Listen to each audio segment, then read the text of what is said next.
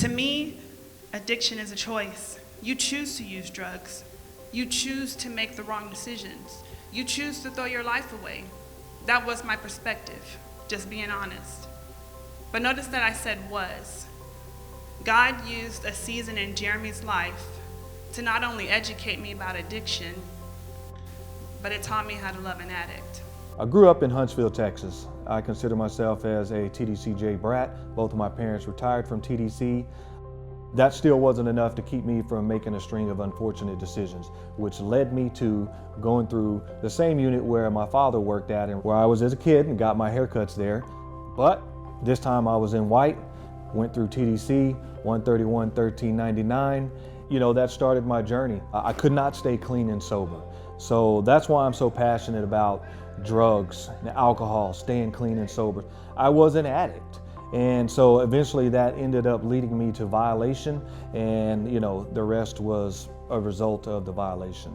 I met Jeremy in 2007 at our church here in Austin, Texas. I was actually there the day that he accepted his calling into ministry. The chain reaction of actually being incarcerated, had I stayed out and continued my drug use and just been a nobody there in Huntsville from job to job and place to place, that I think that God had a divine time for that to happen, and I needed to experience my time in TDC in order to get to the point where she and I eventually met at East 19th Street Missionary Baptist Church.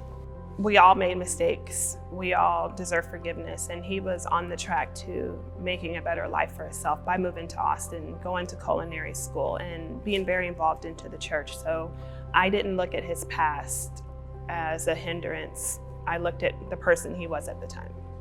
But I did have a slight pause right before we got married because he did relapse right before our wedding. Literally the day his mother and I cleaned out his apartment and sold everything. Later that day, we got a call that he got in trouble and he had relapsed. And I was thinking in my head, oh crap, we sold everything, I can't leave him. So I just kind of had some hesitance, but then I just went ahead with it because I went with my gut.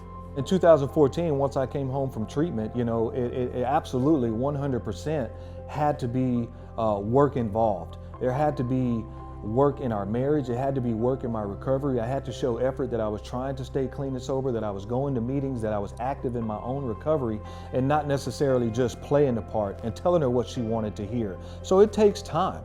It takes time. And then the family members have to heal too. They have to heal in the aspect that they've been hurt. You've broke their trust. You've done things to them that have caused them to feel the way that they feel. So, as you work through the steps in recovery, that restoration is possible.